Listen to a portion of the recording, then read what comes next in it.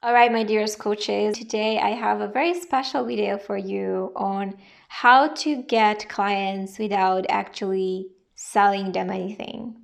And it's really great if you're not good at sales and if you want to go about it a different way. I'm going to tell you my own story and how I acquire clients without having to sell them. And I'm also going to give you and explain you why. I've seen a lot of the times that there are coaches who offer discovery calls, and whenever they reach out, they want to push everyone to their discovery calls to see if it's a good fit for them to work together. Problem is at that point is that your prospect, your prospective clients have no idea about really who you are, and they make assumptions about whether or not you can help them and how much that would cost them. And so this is not a good approach. So forget about this. How I go about acquiring clients without actually having to sell them. So this was pre-pandemic area, and I have always been very passionate about marketing, and my passion about marketing has been very clear to every single person. So I would be at a birthday party and I would be able to land clients just talking to people. I would fly and I would be getting contact details of clients wanting to work with me from a single flight. And I would go to pool party and I would land clients just by talking to my friend, and there was a guy listening in. But I'm going to tell you a very specific example of how those things happen and how I actually never had to sell anything to anyone. So it all comes about genuinely being interested in people and just talking to people and try to help them on the spot. So what happened with me is that I was at a birthday party and I was talking to everyone, just getting to know everyone and just see what they do for a living. I like to dig deep in my conversations with people. I don't do nor like surface level conversations. I'm an INFJ and we like to dig deep. So I was talking to Kristen, who became my client after. So basically, she was telling me how she didn't like her job, and on the spot, I gave her an idea about creating an online course in teaching French. And after that, she was creating a business out of it and seeking out my phone number from our friend in common to contact me for a marketing plan. And so I've gotten into a call with her initially, and I just was listening to and trying to understand what she wanted and how, what her goals were, what her ideas were, what her business idea was, and all of that. And what I was doing is I was jotting down. I was actually have this notebook as a very ruggedy, crazy notebook that I was just talking to her on the phone and just making notes of what she was saying. And as I was talking to her, I would recap like what she was saying just to make sure I understood everything correctly. After that, I promised to get back to her within a week. And by the way, I was talking to her, like really digging deep for about an hour. After our first call, she was like, hey, so how much do I owe you? Because even there first, just listening to her for an hour, she already felt like she owes me money. And I told her nothing, don't worry about it. So after a week, I presented her options, actually, what she could do in her business. And this is what I came up with. That was my plan. It's called Paid and Unpaid. So again, I was giving her ideas on what she could do to grow her business, like when it comes to paid or organic options. And she, at the time, she ended up going for the organic option, and she did land 2 clients from that organic option, which is mind-blowing. After this plan, by the way, when I showed her this plan, I walked her through the options that she had. She was again asking me, hey, how much do I owe you? Like, I can totally pay. Like, that was your time. There was so much value. Like just tell me how much do I owe you? So I again told her nothing. It's all good. I'm happy to help her. There's no issue. And it's so funny because there was one time I was just crafting up a quick plan by email to a client, and he was like, oh my God, like this must have taken a lot of time. Like, can I compensate you for your time? Like, just tell me, how much do I owe you?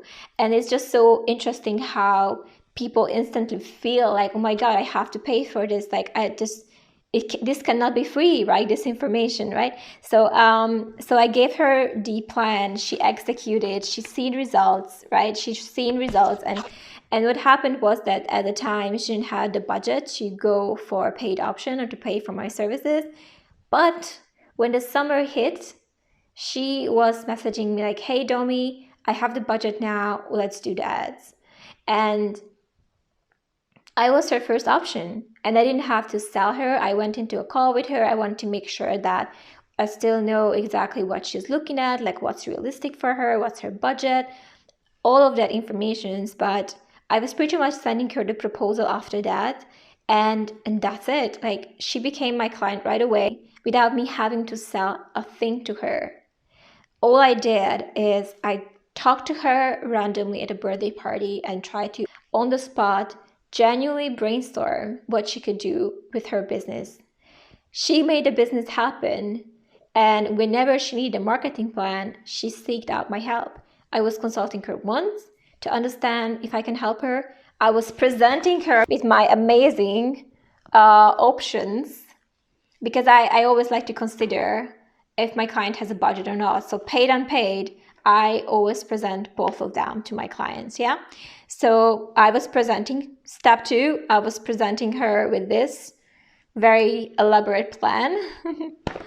And after that, what I did is that I consulted her once more to make sure that when we set up the campaigns for her, to make sure that how much money she needs to spend, all of that. But basically after that, I just sent her the proposal, and it was a no-brainer for her. Like, I never had to sell anything to her. I never had to go for the sales technique, like never ever had to do that, because what happened is that I was nurturing this relationship for a long time, and for her to turn into client, it's just about time. Yeah, it's about time when that person turns into client. And a lot of the times I see people turning people away because right now they're disqualifying them, because right now they can't pay for the coaching or they can't pay for the service. It's such a bad way to go about it, because here's the thing: if you care about someone, even though they can't afford your coaching right now, even though they're just not at the point where they can spend so much to invest, whenever they make the money, guess who they're gonna come to? Like, guess who is going to be the first option? It's gonna be you. Why? Because you invested some time with them, and you invested to listen to their problem, you invested to maybe offer solutions, and you leave it up to them to do whatever they want with those solutions.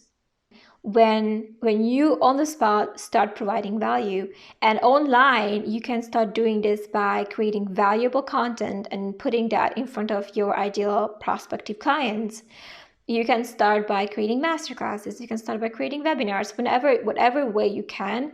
You need to start giving away content and helping people and getting into those DMs without sending your discovery calling, right? But first try to understand if you can help them, and really framing it this way, instead of them having to be like, oh, I just want to see if we're a good fit. Like, what do you mean if I don't even know you? Like, I don't even know, like, I'm not even sure if you can help. Like, who are you? So frame yourself into first trying to just understand what the issue is, and if you can help. By the way, if you can't help, it's your moral obligation to say so. Like, you can totally say, and I did it. It happened to me many times. In fact, I have a separate video on how rejecting a client can actually build trust. So watch that video after if you want to. But if you can't help them for any reason, it's your moral obligation to say, sorry, I can't help you, but you know what? I think this can help you. I think that can help you. Or if they can't pay for their services, if they can pay for your services, you can say, hey, it seemed to me that right now maybe it's out your budget, but what you could do is read this book, read that book. Yeah, it's free, or it's cheaper. And then obviously people need to work one-on-one with coaches is because they have failed to make those shifts and they need discipline. And coaching is essentially is a way to discipline themselves, is to holding them accountable. That's why they pay for coaching, not because they can do it by themselves. So they need you anyway. And on top of that, whenever they make that kind of money to pay you, they're gonna be their first option, right? And maybe they're gonna be even motivated to get there financially to pay you, to be able to afford to pay you. So it's never about disqualifying people and say, well, you can't pay me, bye. No, it's about, okay, you can't pay me, but perhaps you should do this instead. Perhaps there are free organic options for you. Yeah. Perhaps you can read my blog. Perhaps you can watch this video. And I'm sure there's a ton of content that you can go and read and see, if that helps. And by doing that, you genuinely build a trust. They understand you want to help them. Try to first build that relationship with people, and try to see if you can help without having to present your solutions. Your solutions are really at the end of this journey, right? It's really first having the understanding and digging deep with people, and then see if you can help. If you can't help, I think worst case scenario, they can walk away learning something, because perhaps you can direct them somewhere. But really not going for the kill. What in marketing they say, going for the kill when you try to sell your coaching to someone, is just not a good idea. So it always starts by building those relationships, so you never have to actually make those sales. All right, good luck, and I hope this was helpful for you guys.